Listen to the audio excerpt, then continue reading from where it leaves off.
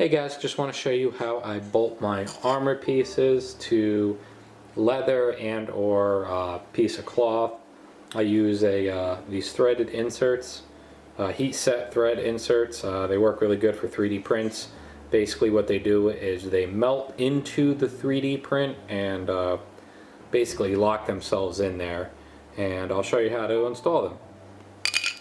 I'm currently using a M2 by 3mm, really small threaded insert.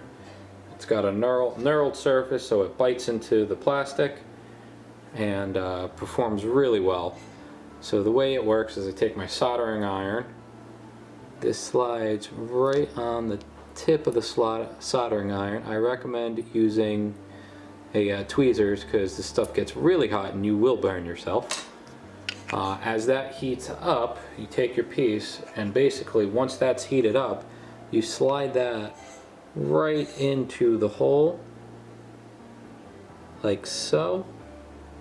It sets right in there and then you just kind of place it tip like that. Put the soldering iron down, let that cool off for a couple seconds. It doesn't take very long. Take your bolt, and we'll just do one that I already did a little bit earlier ago. Slides right in, screws right in, and away you go. Best way to put bolt armor right to whatever you're working with. For example, I have my chest piece right here. Let me grab the camera. I bolted it right to the leather.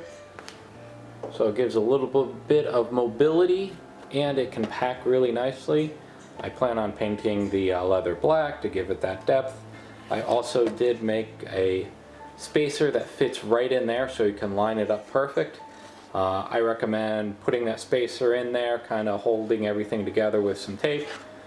Once you put all your thread inserts in there, taking a piece of foam, laying it on, and getting the impression of the thread inserts because they stick out a little bit. The foam will take the impression, and then once you have that impression, you just poke holes in it, transfer it to a harder surface like leather or veg tan, and then you get this.